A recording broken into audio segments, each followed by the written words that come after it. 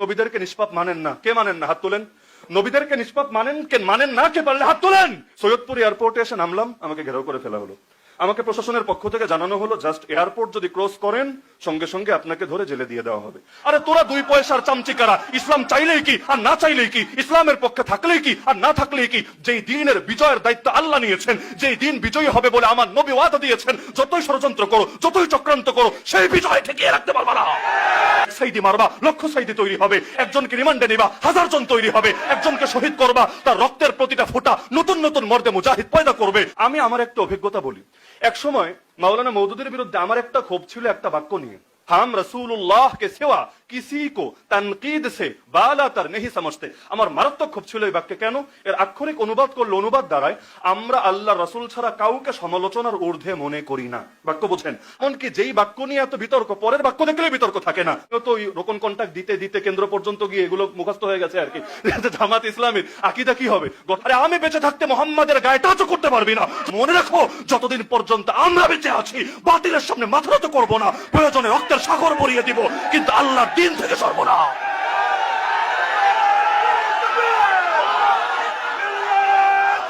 আলেমটা পাইতো দিবে। আরে ভাই, শাহ আব্দুল আজিজ মুহাদ্দিস দেহলভী রাহমাতুল্লাহি আলাইহি যখন ফতোয়া দিয়েছিলেন যে এই ভারতবর্ষ এখন থেকে দারুল হারব এবং এখানকার প্রতিটা আকেল বালেগ মুসলমানের উপরে সাধ্যমতো ওদের বিরুদ্ধে প্রতিরোধ যুদ্ধে এবং জিহাদ আন্দোলনে, এই স্বাধীনতা সংগ্রামে অংশগ্রহণ করা ফরজে আইন, তার এক ফতোয়া এমন ভাবে আগুনের মতো ছড়িয়ে গিয়েছিল আর সময় লেগেছে, কিন্তু দুদিন আগে হোক আর দুদিন পরে ব্রিটিশদেরকে কিন্তু ঠিকই ল্যাজ গুটিয়ে পালাতে হয়েছে।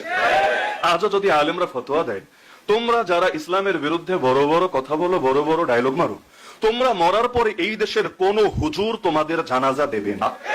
বাস একটা ফতোয়া, সেই হুজুর আলিয়ার না, কওমির না, তাবলিগি না, সুফি না, রাজনৈতিক না, অরাজনৈতিক দেখার বিষয় না। তোদের মতো নাস্তিক, বেঈমান, সেকুলার যারা আছে, এদের জানাজায় কোনো হুজুর যাবেও না, জানাজা পড়াবেও না। একটা ফতোয়া যদি আজকে এই সমাজে প্রতিষ্ঠিত করতে পারেন, দেখবেন ইসলাম নিয়ে কথা বলার আগেও 10 বার চিন্তা করবে এই মুখ দিয়ে এত সহজে ইসলামের বিরুদ্ধে কথা বের হবে।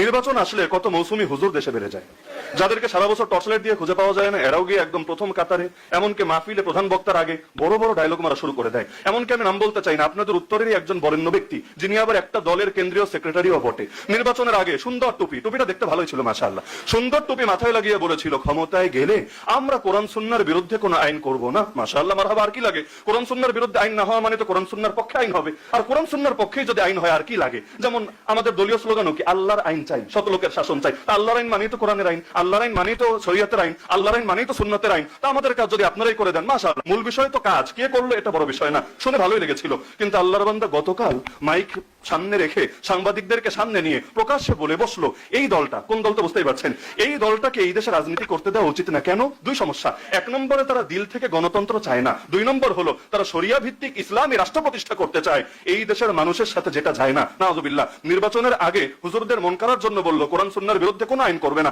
মদিনার ইসলাম কায়েম করবে। মাশাআল্লাহ, মদিনার ইসলাম, খাঁটি মদিনার ইসলাম কায়েম করবে, যেখানে কোনো ভেজাল নাই। এখন এমন মদিনার ইসলাম দিচ্ছে, শরিয়া ভিত্তিক ইসলামী রাষ্ট্রই নাকি চলবে না, এবং এটা যেহেতু জামাত ইসলামী প্রতিষ্ঠিত করতে চায়, সুতরাং তাদেরকে নাকি এই দেশে রাজনীতি করতে দেওয়া উচিত না। নাউযুবিল্লাহ। কি বুঝলেন? আলেমদেরকে সম্মান দিল না তাদেরকে ব্যবহার করলো? এই দেশের আলেমরা এখনো যদি বুঝতে সক্ষম হয়, যে দলের হোক, যে মতের হোক, যে ধারার হোক, যে মাসলাকের হোক, যে মাযহাবের হোক, যে মানহাজের হোক, যে মাযহাবের হোক, যদি একবার বুঝতে সক্ষম হয় যে আমরা কারো দ্বারা ব্যবহৃত হব না, কোন সেকুলার দল, কোন দুনিয়াদারি দল আমাদেরকে নিজেদের রাজনৈতিক স্বার্থে ব্যবহার করতে পারবে না। আমি মনে করি বাংলাদেশে যেই পরিমাণ আলেম আছে এবং তাদের যেই পরিমাণ সমর্থক আছে, আজকে যদি এই সিদ্ধান্তে একমত হয়, আগামী 1 বছরের মধ্যে এই দেশে পূর্ণাঙ্গ ইসলাম বিজয়ী হবে, কেউ ঠেকায় রাখতে পারবে না। এখনো আলহামদুলিল্লাহ এই দেশের মানুষ আলেমদের কথায় রাস্তায় নেমে আসতে রেডি। সারা দেশের চিত্রই এটা। যার আমলে দুর্বলতা আছে, যে একটা আন্দোলনে যারা শহীদ হয়েছে, অনেক দৃশ্য তো আমাদের চোখের সামনে, যারা শহীদ হয়েছে সবাই কিন্তু হুজুর না, সবাই কিন্তু মাদ্রাসার ছাত্র না। এমন অনেক লোক আছে যাদের মুখে দাড়িও নেই, এমন অনেক লোক আছে যাদের গায়ে সুন্নতি জামা নেই, এমন অনেক লোক আছে যারা 5 ওয়াক্ত নামাজও ঠিকভাবে পড়ে না। কিন্তু যখন হুজুররা ডাক দিয়েছে আল্লাহর জন্য, নবীর ইজ্জত হেফাজতের জন্য, কোরআনের মর্যাদা রক্ষার জন্য আমাদেরকে রাস্তায় নামতে হবে, ওই মানুষগুলো পর্যন্ত মায়ের থেকে বিদায় নিয়ে কাফনের কাপড় গায়ে দিয়ে রাস্তায় নেমে এসেছে। আজও যদি চূড়ান্ত বিপ্লবের ডাক সব ধারার আলেমরা মিলে দিতে পারে, তাহলে দেখবেন এই জনসাধারণ একদম সমুদ্রের ঢেউয়ের মতো রাস্তায় নেমে চলে আসে। এমনকি আলেমদেরকে তো শাখাগত বিষয় নিয়ে গ্রুপে গ্রুপে ভাগ করে রাখে। মজার বিষয়, ইসলামের মূল বিষয় নিয়ে কিন্তু কোনো যুগেই ইখতিলাফ ছিল না। ইসলামের মূল বিষয় নিয়ে ইখতিলাফের সুযোগ কোথায়? আল্লাহ এক, এটা নিয়ে কার ইখতিলাফ আছে? মুহাম্মদ সাল্লাল্লাহু আলাইহি ওয়াসাল্লাম আমাদের রাসূল, এটা নিয়ে কার ইখতিলাফ আছে? কাবা আমাদের কিবলা, এটা নিয়ে কার ইখতিলাফ আছে? এমনকি মূল হালাল হারামের বিধিবিধানে আসেন, সুদী অর্থ ব্যবস্থা চলতে পারে না, কার ইখতিলাফ আছে? ঘুষ দুর্নীতি চলতে পারে না, কার ইখতিলাফ আছে? মাদকের কারবার, ধর্ষণ, এমনকি জিনা, শুধু ধর্ষণ না, ওরা তো সরকারগুলো ধর্ষণের বিরুদ্ধে বলে, জিনার বিরুদ্ধে বলে না, তো ধর্ষণও চলতে পারে না, জিনাও চলতে পারে না, কার ইখতিলাফ আছে? এরকম একটা তালিকা করেন, এখানে বসে বসে করেন, দেখবেন ইসলামের মূল বিষয় যেগুলোর সঙ্গে রাষ্ট্র পরিচালনার সম্পর্ক, যেগুলোর সঙ্গে অর্থ ব্যবস্থা সম্পর্ক, যেগুলোর সঙ্গে বিচার ব্যবস্থা সম্পর্ক, যেগুলোর সঙ্গে প্রশাসনের সম্পর্ক, যেগুলোর সঙ্গে আইন কানুনের সম্পর্ক, এগুলো নিয়ে কোন ধারার আলেমদের মধ্যে ভিন্নতা নাই। তাহলে যেটাতে ভিন্নতা সেটা থাক না, যেখানে ভিন্নতা নাই সেটাকে কেন্দ্র করেও সবাই যদি ঐক্যবদ্ধ হতে পারতো, এই দেশে ইসলামের জাগরণ কেউ ঠেকাতে পারতো না। মনে রাখবেন, আমাদের উপর তো কিছুটা সুদিন এসেছে, তাই না? আলহামদুলিল্লাহ। এই যেমন আজকে যে এই আয়োজনটা হচ্ছে, আমার সামনে আপনারা এত মানুষ বসা, আমরাও ঢাকা থেকে আসলাম, বিগত সময় তো এটা কল্পনাও করা যেত না। আমি তো উত্তরবঙ্গে আসে একরকম ছেড়েই দিয়েছিলাম। কেন? কারণ রংপুর জুম্মাপাড়া মাদ্রাসার মাহফিল আমার দাওয়াত ছিল, তার মানে ওই অঞ্চলের সবচেয়ে বড় প্রতিষ্ঠান। সৈয়দপুর এয়ারপোর্টে এসে নামলাম, আমাকে ঘেরাও করে ফেলা হলো। আমাকে প্রশাসনের পক্ষ থেকে জানানো হলো, জাস্ট এয়ারপোর্ট যদি ক্রস করেন সঙ্গে সঙ্গে আপনাকে ধরে জেলে দিয়ে দেওয়া হবে, আর যদি জেলে যেতে না চান আরেকটা নিজের পকেটের পয়সায় টিকিট কেটে তাড়াতাড়ি ঢাকা ফেরেন, যতক্ষণ ঢাকা এয়ারপোর্ট আপনাকে ফলো করবে আমরা কিন্তু আপনার পিছু ছাড়ছি না। কত চেষ্টা করলো মাদ্রাসা কর্তৃপক্ষ এবং আরো বিভিন্ন নেতৃবৃন্দ, কত চেষ্টা করলো, কোনো লাভ হলো না, চলে যেতে হলো একবার, এরপর আরো একবার বাধার শিকার, আরো একবার, এক পর্যায়ে মন থেকে আসে ছেড়ে দিলাম, থাক উত্তরবঙ্গে যাবোই না। এজন্য দেখবেন উত্তরবঙ্গে আমি কিন্তু খুব বেশি আসা হয়নি, এমনকি বগুড়ার মাটিতে প্রথম আমি কথা বলছি, এর আগে বগুড়ার মাটিতেও আমার দাঁড়িয়ে কথা বলা হয়নি। তো যার কারণে বিগত সময়ে তেমন একটা হালত ছিল, এখন তো আলহামদুলিল্লাহ হাজার হাজার মানুষ বসে একসাথে প্রোগ্রাম করছি। কিন্তু মনে রাখবেন, এটাই কিন্তু শেষ দিন না। যদি ভাবেন আর কখনো মনে হয় বাধা আসবে না, আর কখনো মনে হয় চাপ আসবে না, আপনি ভুলের ভেতরে আছেন। কেন জানেন? আমি ছোট ছোট দুই তিনটা হাদিস শুনলেই বুঝতে পারবেন। খোলেন সহিহ বুখারী, আল্লাহ রাসূল সাল্লাল্লাহু আলাইহি ওয়াসাল্লাম স্পষ্ট জানিয়েছেন, লা ইয়াতি আলাইকুম জামান ইল্লা ওয়াল্লাযী বা'দাহু শাররুম মিন। তোমাদের উপর যে যুগে আসুক না কেন, প্রত্যেক পরের সময়টা আগের সময়ের চাইতে খারাপ হবে। আল্লাহ রাসূল সত্য বলেছেন না মিথ্যা বলেছেন? সঠিক বলেছেন না ভুল বলেছেন? এখন বলবেন কেন কেন আগের চাইতে তো একটু ভালো আসলো, এই যে আগে সেমিনার করতে পারতাম না এখন করছি না। এর ব্যাখ্যা, সুন্দর ব্যাখ্যা আপনি ফাথুল বারী খুললেও পেয়ে যাবেন, সহিহ বুখারীর ব্যাখ্যা গ্রন্থ। সুন্দর ব্যাখ্যা হলো, আল্লাহ রাব্বুল আলামিন মাঝে মাঝে শ্বাস ফেলার জন্য একটু টাইম দেন। ওই খেলাও যেমন পুরো টাইম টানা হয় না, মাঝে হালকা হালকা ব্রেক দেয়, যে একটু পানি খাও, একটু রেস্ট করো, একটু শ্বাসটা স্বাভাবিক করো, এরপর আবার খেলা হবে। একইভাবে ভাববেন না খেলা হবে হুঙ্কার দিয়ে নেতাজি পালিয়েছে সামনে আর কেউ খেলতে নামবে না, না, খেলাধুলা চলতেই থাকবে। এজন্যই হাজ্জাজ বিন ইউসুফের মতো জালেমের পরেও ওমর বিন আব্দুল আজিজ রাহমাতুল্লাহি আলাইহির যুগ আসে, কিন্তু যুগটা বেশি লম্বা হয় না, মাত্র 2 বছর। ওমর বিন আব্দুল আজিজের শাসন মাত্র 2 বছর, 99 হিজরিতে শুরু, 101 হিজরিতে শেষ। সুতরাং যদি ভাবেন লড়াই শেষ হয়েছে, ভুলের ভেতরে আছেন, মনে রাখবেন যতদিন পর্যন্ত ইসলামের চূড়ান্ত বিজয় হবে না, ততদিন পর্যন্ত ইসলামের সৈনিকরাও পৃথিবীতে শান্তি পাবে না। আমাদের সম্পর্ক ইসলামের সাথে, যেভাবে ওমর রাদিয়াল্লাহু আনহু বলেছিলেন, নাহনু কওমুন আ'আজ্জানাল্লাহু বিল ইসলাম, আমরা সেই জাতি যাদেরকে আল্লাহ সম্মান দিয়েছেন ইসলামের মাধ্যমে। ফাইদা বাতাগাইনাল ইজ্জাতা বিগাইরিহি আদাল্লানাল্লাহ, এখন ইসলাম ছাড়া অন্য যে জিনিসের মাধ্যমেই ইজ্জত তালাশ করি না কেন, কোথাও ইজ্জত পাবো না, উল্টা আল্লাহই লাঞ্ছিত করে ছাড়বেন। কারণ সুখে রাখার মালিক আল্লাহ, বিপদে ফেলার মালিক আল্লাহ, আমার আল্লাহর নির্দেশ ছাড়া কিছু হয় না। আমরা যদি ইসলামের তরে কাজ করি, আল্লাহ আমাদেরকে বিজয় দিবেন, এটা তার ওয়াদা। আর আমরা যদি ইসলাম ছেড়ে অন্যদের গোলামি করি, আল্লাহ আমাদেরকে দুনিয়ার মতো কুত্তা বানায় রাখবেন, এটাই তার ওয়াদা। এমনকি আল্লাহ রাসূল সাল্লাল্লাহু আলাইহি ওয়াসাল্লাম বিশুদ্ধ হাদিসে কিয়ামত পর্যন্ত সময়কে মোট 5 ভাগে ভাগ করেছেন। এই হাদিসে আশা করি অনেকে জানেন। নবীর যুগ থেকে কিয়ামত পর্যন্ত যত সময় আসবে, যত বছর হয়ে গেছে, সামনে আরো যত হোক, নবীজি বলেছেন মোট যুগ হবে কয়টা?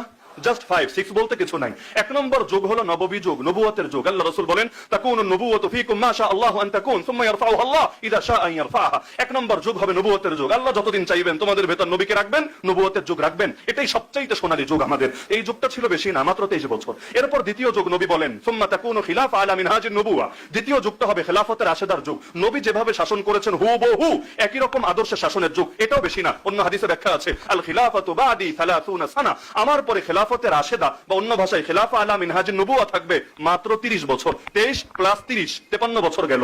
এরপর 3 নম্বর যুগ নবী বলেন, এরপর আসবে সুম্মা তাকুনু মুলকান আদা, এমন রাজত্বের যুগ যারা দাঁত দিয়ে কামড়ে রাজত্ব ধরে রাখবে, রাজত্ব ছাড়বে না। এজন্য দেখবেন খেলাফতের রাশেদার পরে সেই যে বংশানুক্রমিক শাসন শুরু হয়েছে, একদম 1924 পর্যন্ত চলেছে, মাঝখানে সরে নাই। উমাইয়া, আব্বাসি, ওসমানী যা কিছু চলেছে, এমন ভাবে ধরেছে যে আমার পরে আমার বংশের কেউই ক্ষমতায় আসবে, ও নাদান হলেও আসবে, অথর্ব হলেও আসবে, অর্বাচীন হলেও আসবে। ওই বাংলাদেশে এগুলো চলে, পরিবারতন্ত্র চলে না, দলের মধ্যেও চলে, এমনকি পীরসাবদের ধারার মধ্যেও চলে, এমনকি বহু প্রতিষ্ঠানেও চলে, যে অমুকের পরে তমুক আসবে। এখন সে যেহেতু তার বংশে যোগ্য হলেও আসবে, অযোগ্য হলেও আসবে, আর অন্যরা স্পেস পাবে না, তারা যোগ্য কি অযোগ্য এটা দেখা হবে না। এই ধারা নবী বললেন 3 নম্বর যুগ। কিন্তু এটাও শেষ না, এরপর 4 নম্বর যুগ নবী বলেছেন। 3 নম্বর তাও তো মাশাআল্লাহ, রাজতান্ত্রিক ধারা হলেও সবাই খারাপ এমন না। কারণ বংশানুক্রমিক তরিকায়ও যদি নির্বাচিত হয়, এভাবে নির্বাচিত হওয়া ঠিক না, কিন্তু এভাবে যদি নির্বাচিত হয় এর মানে সে অযোগ্য বিষয়টা এমন না। কারণ ওমর বিন আব্দুল আজিজ তিনিও তো এভাবে নির্বাচিত হয়েছেন, সম্রাট আওরঙ্গজেব আলমগীর তিনিও তো এভাবে নির্বাচিত নির্বাচিত হয়েছেন। ওই পরিবারতন্ত্র যদিও নির্বাচিত হয়েছেন, তো মানুষ হিসাবে ভালোই ছিলেন, শাসনটাও ভালোই করেছেন এবং কোরআন সুন্নাহর ফরমানে জারি রেখেছেন। তো 3 নম্বর পর্যন্ত চলে, কিন্তু 4 নম্বর যুগ নবী বলেছেন, যেই যুগে আমি আছি, যেই যুগে আপনি আছেন, যেই যুগে আমরা সকলে আছি, 4 নম্বর যুগ নবী বলেন সুম্মা তাকুনু মুলকান জাবারিয়া। 4 নম্বর যুগ হবে জুলুমের যুগ, তাগুতি শাসনের যুগ, স্বৈরাচারের যুগ, ফ্যাসিবাদের যুগ, সারা দুনিয়া রক্ত ছড়ানোর যুগ। এই যুগের ভেতরে আমরা আছি। এজন্য দেখবেন পৃথিবীর পূর্ব থেকে পশ্চিম, উত্তর থেকে দক্ষিণ, সারা দুনিয়ার দিকে নজর দেন, দেখবেন শুধু রক্ত আর রক্ত আর রক্ত। কার রক্ত? অন্য কোনো জাতির রক্ত না, আমার বোনের রক্ত, মুসলিম জাতির রক্ত। আরাকানে তাকান, মুসলমানের রক্ত। কাশ্মীরে তাকান, মুসলমানের রক্ত। এমনকি আপনি সেই মালি, সোমালিয়া, আফ্রিকার কালো কালো দেশগুলোতে তাকান, মুসলমানের রক্ত। ইয়ামান, সিরিয়া এতকাল ধরেছে, মুসলমানের রক্ত। এমনকি এখনো পর্যন্ত ইরানে, প্যালেস্টাইনে ঝরছে মুসলমানের রক্ত। এই যে সারা দুনিয়ায় পৃথিবীর পূর্ব থেকে পশ্চিম, উত্তর থেকে দক্ষিণ শুধু মুসলমানের রক্ত ঝরছে, এটাও আমার নবীর ভবিষ্যৎবাণী, সেই 4 নম্বর যুগের অংশ। কিন্তু এটাই শেষ না, যুগ বাকি আছে আর কয়টা? একটা। তাহলে 4-এর মধ্যে যদিও পেরেশানিতে আছি, মানে রাত বাজে 3টা, রাস্তায় হাঁটতেও বড় ভয় লাগছে, কারণ এত রাত্রে তো ভয় লাগবেই, সঙ্গী নাই, আর কখন জানি কোন জীবজন্তু এসে হামলা করে, ছিনতাইকারী ধরে ফেলে, কি হয় না হয়। কিন্তু একদিকে ভয় আর একদিকে আশা। আশা কি জানেন? এই তো কিছুক্ষণ পরই ভোরের আলো উদিত হবে। কুল আউযু বিরাব্বিল ফালাক। এই ফালাক মানেই হলো সকাল, ভোর। তুমি বলে দাও হে নবী, আশ্রয় চাচ্ছি সকালের রবের। কেন আমার আল্লাহকে শুধু সকালের রব? আমার আল্লাহ দুপুরের রব না? আমার আল্লাহ বিকালের রব না? আমার আল্লাহ সন্ধ্যার রব না? তাহলে শুধু সকাল কেন বলা হলো? এজন্যই বলা হয়েছে, আয়াতের ভেতর ইঙ্গিত আছে, রাতের পরে যেমনি ভাবে সকাল আসে, সকাল আসা মাত্র, ভোরের আলো উদিত হওয়া মাত্র যেমনি ভাবে রাতের সব অন্ধকার কেটে যায়, একইভাবে হে আল্লাহ তুমিও আমার জীবনে নতুন ভোর আনো, তুমিও আমার জীবনে নতুন সকাল আনো। এমন এক সকাল যেই সকাল আসলে আর অন্ধকারের লেশ থাকবে না, এমন এক সকাল যেই সকাল আসলে ভেতরে আর কোনো আতঙ্ক থাকবে না। তাহলে আল্লাহ রাসূল জানিয়েছেন এই 4 নম্বর যুগের পরেই সর্বশেষ যুগ আসতে যাচ্ছে। সেই যুগ হলো সুম্মা তাকুনু খিলাফা আলা মিনহাজিন নবুওয়া। ওই নবুয়তের যুগ তো আর ফেরা সম্ভব না, নবী তো চলেই গেছেন আল্লাহর কাছে। কিন্তু নবুয়তের যুগের পরপরই 30 বছর যে যুগ ছিল, সেই যুগ আবারও আসবে। আল্লাহ নবী বলেছেন এমন কি এমন ভাবে আসবে, নবীর যুগের পরে যে খেলাফতের রাশেদার যুগ ছিল, সেটা কিন্তু সারা দুনিয়া জুড়ে ছিল না, সারা দুনিয়া পর্যন্ত ইসলাম বিস্তৃত হয় নাই। কিন্তু আগামী দিনে যে খেলাফতের রাশেদা আসবে, আমার নবী বলেছেন শহর বা গ্রামের একটা কাঁচা বা পাকা ঘরও বাকি থাকবে না যেখানে আমার আল্লাহ ইসলাম নিয়ে প্রবেশ করাবে না। আরে তোরা 2 পয়সার চামচিকারা, ইসলাম চাইলেই কি আর না চাইলেই কি, ইসলামের পক্ষে থাকলেই কি আর না থাকলেই কি, যেই দিনের বিজয়ের দায়িত্ব আল্লাহ নিয়েছেন, যেই দিন বিজয়ী হবে বলে আমার নবী ওয়াদা দিয়েছেন, যতই ষড়যন্ত্র করো, যতই চক্রান্ত করো, সেই বিজয় ঠেকিয়ে রাখতে পারবে না।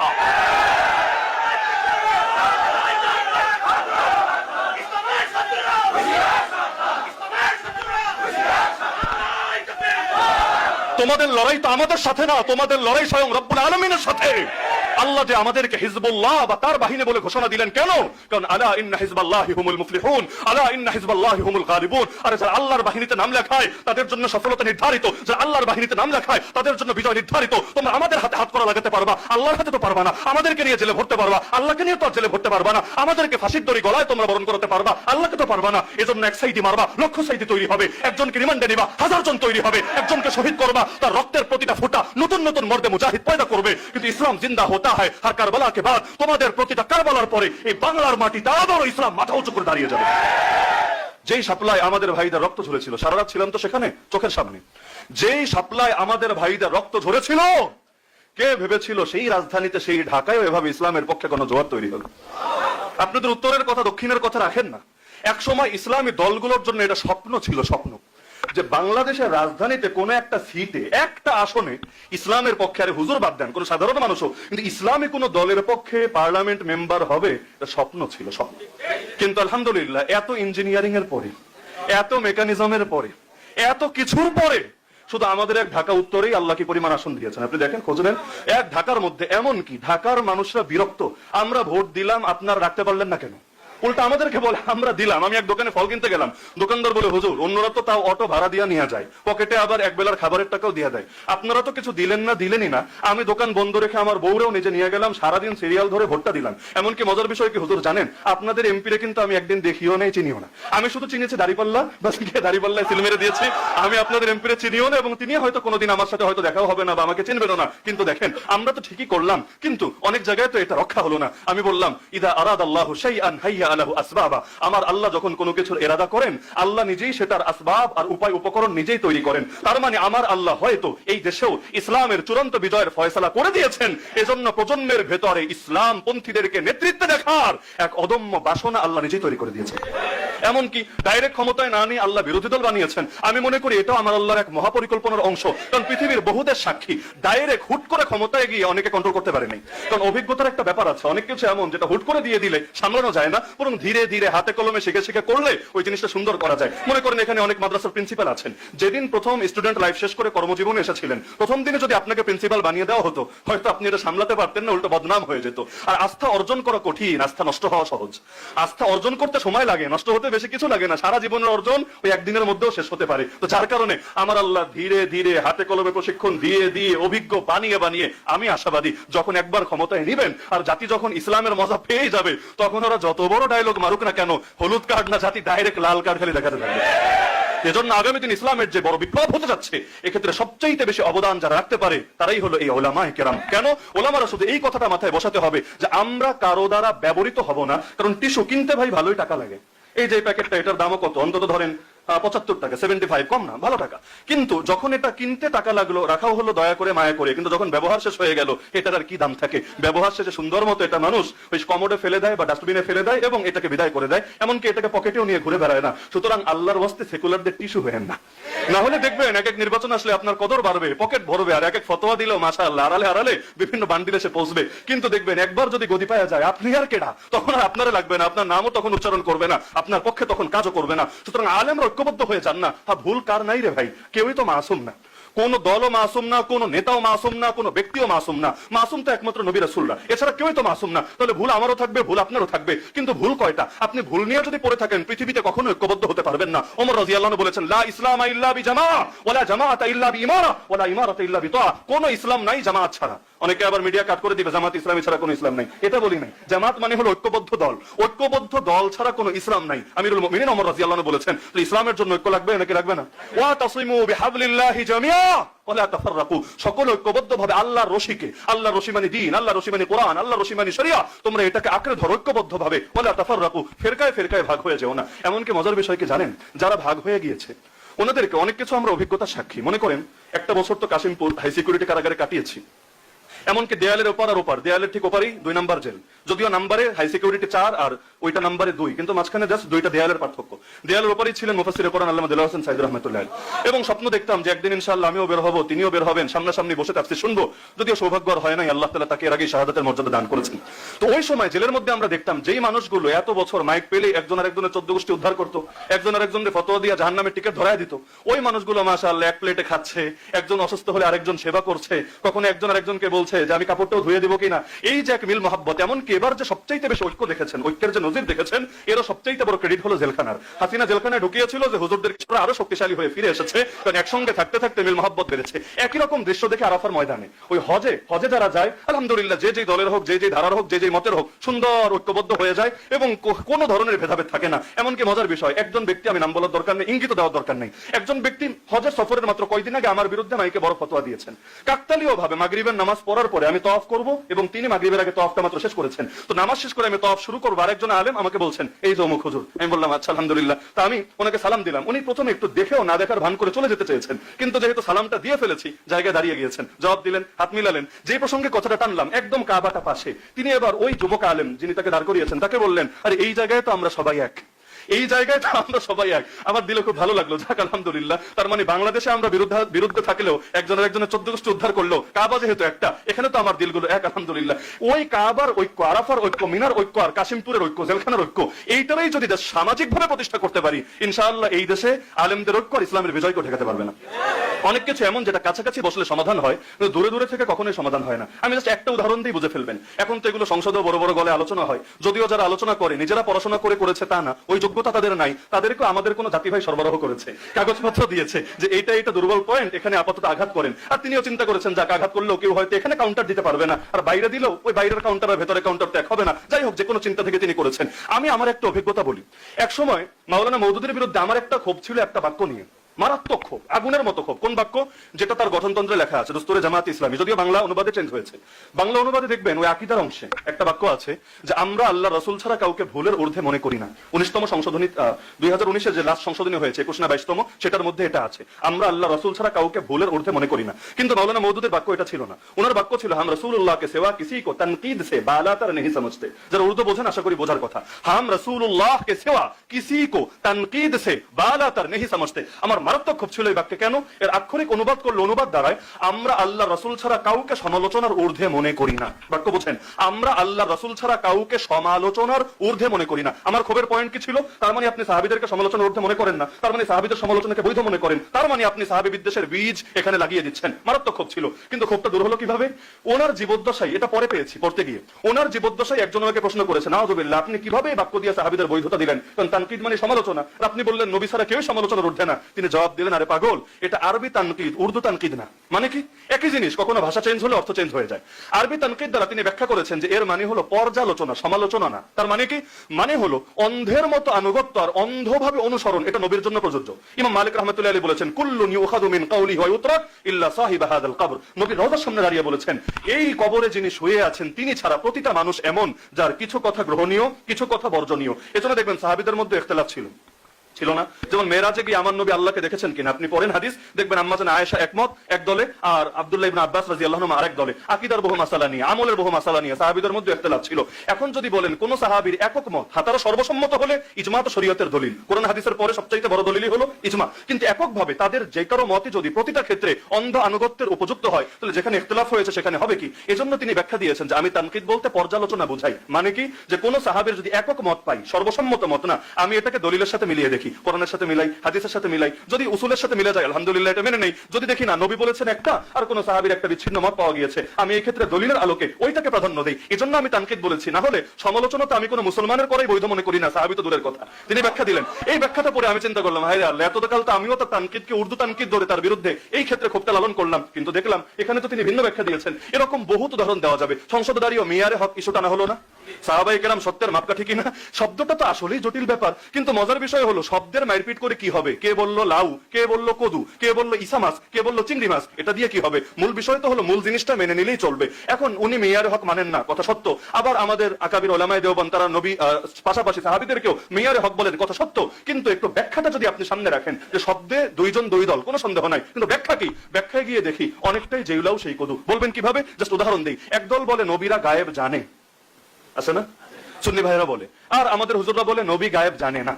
যে বলে নবী গায়েব জানে তাকে জিজ্ঞেস করেন, আচ্ছা নাউযুবিল্লাহ, তাহলে তোর কথায় তো আল্লাহর নবী এক হয়ে গেল কিভাবে? আল্লাহ গায়েব জানে, নবীও গায়েব জানে, আল্লাহর জ্ঞানেরও সীমা পরিসীমা নাই, তাহলে নবীর জ্ঞানেরও সীমা পরিসীমা নাই, এটা তো শিরক। সে বলবে নাউযুবিল্লাহ, নাউযুবিল্লাহ, তওবা তওবা। অনেকে তো গাল চাপড়ায় তওবা করে না, বলবে তওবা তওবা। আমি তো এটা বুঝাই নাই। তাহলে কি বুঝাইলা?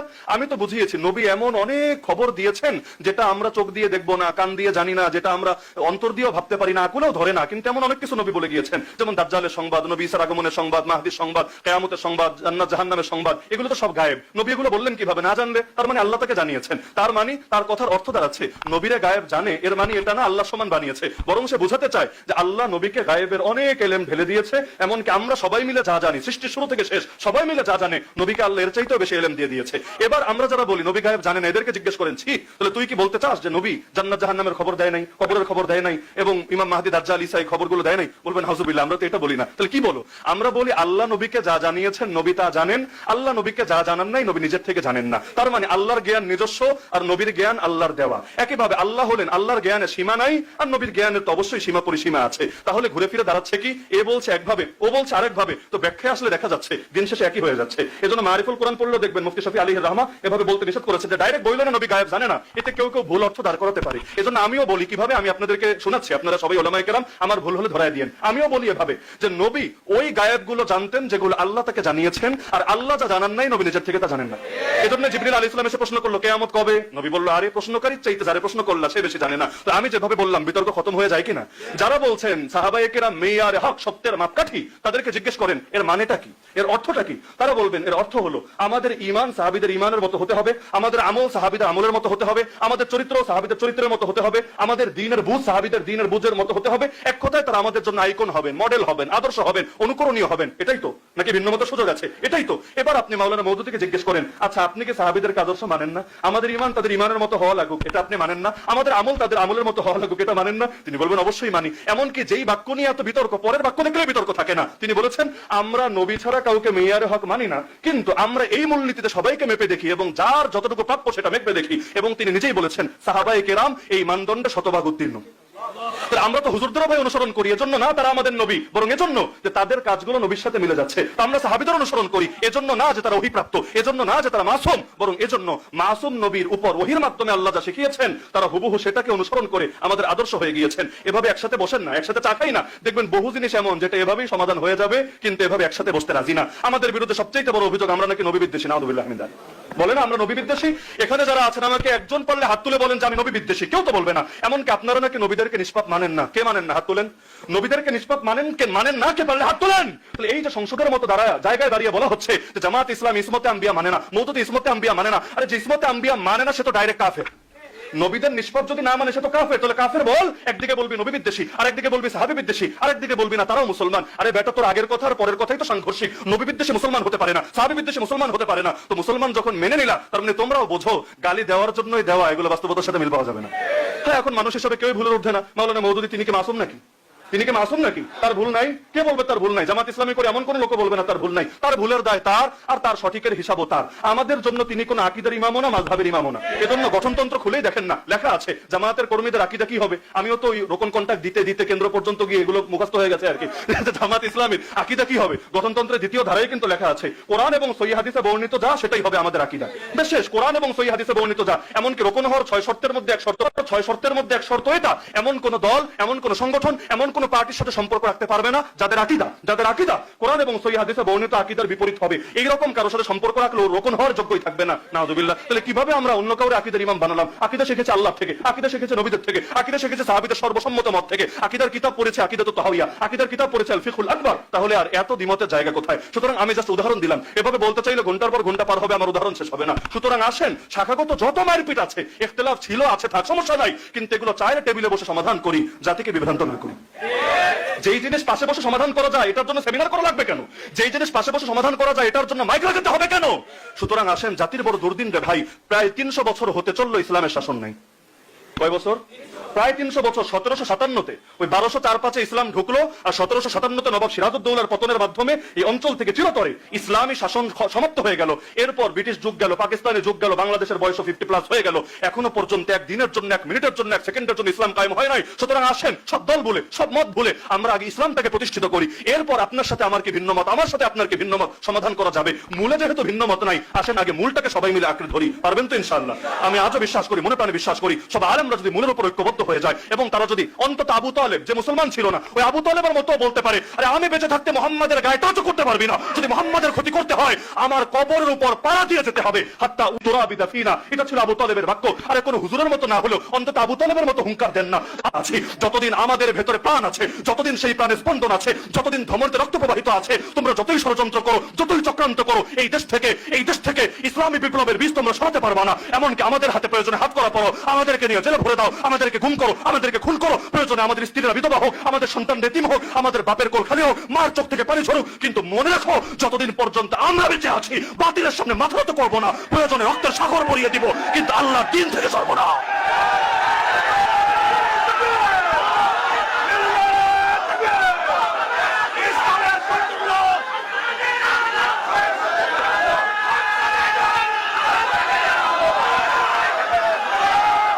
হযরত উলামায়ে কেরামের প্রতি আমার সর্বশেষ বার্তা, আমরা সকলেই তো নবীর উত্তরাধিকারী, তাই না? নবীর উত্তরাধিকারী এটা হিসাবে নিয়েন না, দায়িত্ব হিসাবেও নেন। নবীর উত্তরাধিকারী খালি মর্যাদা না যে চিনো আমারে বেটা আমি তো নবীর উত্তরাধিকারী না, ওই ফজিলত আমাদের মার্কেটিং করা লাগবে না, দায়িত্ব হিসাবে নেন। নবীর দায়িত্ব ছিল যা, আমাদেরও দায়িত্ব হবে তা। নবী যেভাবে দ্বীনের জন্য নিজের রক্ত ঝরিয়েছেন, আমরাও দ্বীনের জন্য নিজের রক্ত ঝরাতে পারবো ইনশাআল্লাহ। জাস্ট আমি আমার মাথায় এটা বসালেই চলবে, প্রত্যেকে এটা বসালেই চলবে, আমার নবীর গালে পারে, আমার গাল নবীর গালের চাইতে বেশি দামি না, আমার নবীর দান্দান মোবারক যদি শহীদ হতে পারে, আমার দাঁত নবীর দাঁতের চাইতে বেশি দামি না, আমার নবীর আঙ্গুল কেটে যদি রক্ত ঝরতে পারে, আমার আঙ্গুল নবীর আঙ্গুলের চাইতে বেশি দামি না, আমার নবীর গলায় চাদর পেঁচিয়ে শ্বাসরুদ্ধ করে নামাজের মধ্যে যদি হত্যা করার চেষ্টা হতে পারে, আরে আমার গলা নবীর গলার চাইতে বেশি দামি না, আমার নবী যদি ক্ষুধার জ্বালায় পেটে পাথর বাঁধতে পারে, আরে আমার পেট নবীর পেটের চাইতে বেশি দামি না, আমার নবী যদি 3 বছরের বেশি জেল খাটতে পারে, অবরুদ্ধ থাকতে পারে, আমার জীবনের বছরগুলো নবীর চাইতে বেশি দামি না, আমার নবী যদি নিজের দেশ ত্যাগ করতে বাধ্য হতে পারে, আরে আমার গৃহ, আমার এলাকা, আমার সমাজ কোনোটাই নবীর চাইতে বেশি দামি না। এমনকি এত কিছুর পর আমার নবী যদি দ্বীনের পথ না ছাড়ে, আমরাও পাপী উম্মত নবীর দেখানো আদর্শ অনুসারে কিছুতেই দ্বীনের পথ ছাড়তে পারি না।